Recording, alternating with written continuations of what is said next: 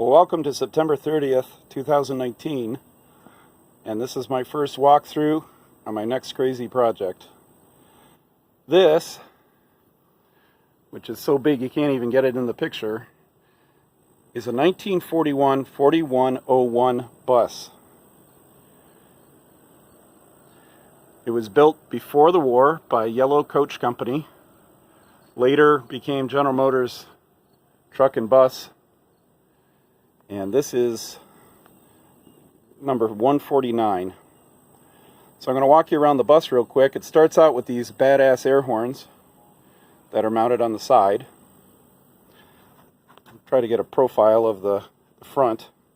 I'll throw a picture in so you can see. But as you can take a look at it, I'm going to look for things that need to be fixed. I need new rubber gaskets for the windows. I need some parts for the wiper. Looks like this is starting to slip and will need to be put back. It's missing the Greyhound in the oval, which they all seem to be missing that. It's got a good belt line here, but unfortunately somebody took a crowbar to the middle belt line. And so from the edge all the way over, this is one long piece. I'm hoping that Gene Russell or somebody has that. It's also missing the beauty ring from just the fog lamps. The outside lamps are okay, but the beauty ring for the fog lamps are missing. The opener button is pushed in, and that looks like might need some work. And then I don't know what's going on with this plate, but I just don't know what that used to be, but it's obviously been replaced afterwards. The bumper is kind of rough, needs to be straightened in a couple places and cleaned up. There's still, if you can see down in there, there's still a spare tire.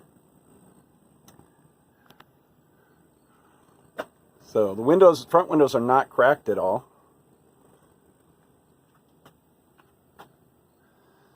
Original mirrors on both sides. The door seems to be in pretty good shape. Let's kind of come around and step back a little bit. This is a profile of the bus, if I can.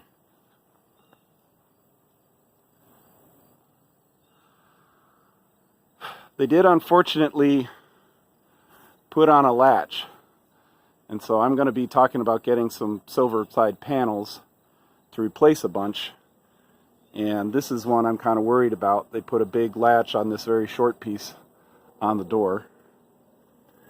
We'll take a tour of the inside in a second, but it's the original handle. It still has the handrail, still got the metal steps, so it's got a lot of things on it that I was worried were not going to be there, and they're there. The only thing I see I don't like are all the holes in the side, like that big, ugly propane heater vent. The front's rocking a pair of split 20.5 split rims that have been around for probably since it was built in 1941. The cargo bays all seem like they're pretty stuck. I haven't been able to get into any of them. The windows, we've got a couple of things. So the door window is broken. These, of course, the laminate's starting to peel. We've got a broken window there. We've got, looks like some kind of window treatment that was put on it that's starting to peel off, and hopefully that's just a matter of scraping it off and it's not the actual laminate from the window that the window's starting to separate. Lots of rust on the hinges for the cargo doors. And I don't know if those latches are frozen or what. But I've got some PV blaster and get to it. The good news on the back wheels is they are the 22.5 just regular Bud rims. So at some point somebody did replace the back rims. So I might be able to reuse those. Got the pair of gas tanks. The back apron looks like it needs a little straightening, but it's not too bad.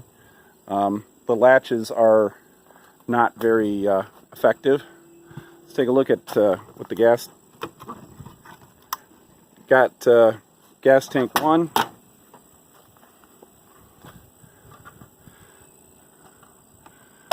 Gas tank 2. We're going to go through those and check with a stick to see how much fuel's in it. So let's walk down the back. It's in a really interesting place. I'm looking at the Ohio River. As a matter of fact, if you look, there's a bridge that goes over the Ohio River. So this is the back in all its glory. Of course, the dog and the stop sign in the back is missing, but that always is the case too. So taking a look at it, it's we're going to get into the engine in a little bit, but kind of a neat situation that it has. It's up on this sort of lift thing, so I can sit underneath it and take a look at everything. And I'm going to take some pictures. I've got some bright lights. I'm going to get in with some bright lights and take photos in a little bit.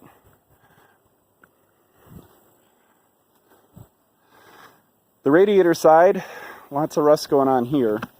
And from what everybody tells me, that's pretty standard.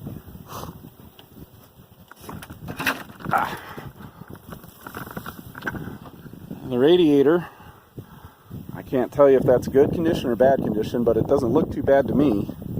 Might need some cleaning or something, but there's a chain that goes underneath it. I don't know exactly what that is. But this whole grate might just need to be replaced. It's got vents on it. They're all seized. But this could open or close. It looks like it's angled to blow air into it as it's driving. So one of the really good news is that the rear door, if you look, it's lining up pretty accurately to the body, which is usually an indication that either they made the bulkhead repair or they never had any problems with it. And I went underneath, and I won't go under right now, but right under there is in fact that metal strapping, the angle iron that they used to use to do the bulkhead repair. So that looks like that's happened. Pretty straight across here. Let's do a window inventory. So these look like they're just separating. You know, you got some whiting, which of course is pretty common. This looks like somebody put like a window treatment, like a window film on it. It's coming off, which is great news. I can just scrape that off. And nothing's broken on this side. If I'm walking all the way up,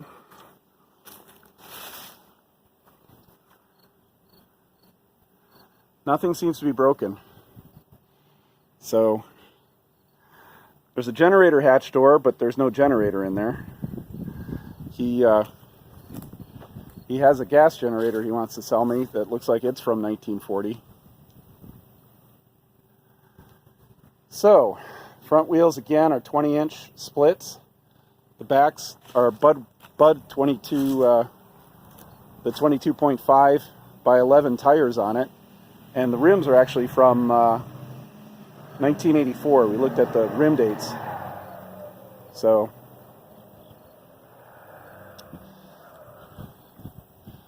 this is the bus on the first walk around. I see some straight things up there I'm really happy about. The roof doesn't seem like it's really been breached too much. Let's walk around and take a look at the inside here.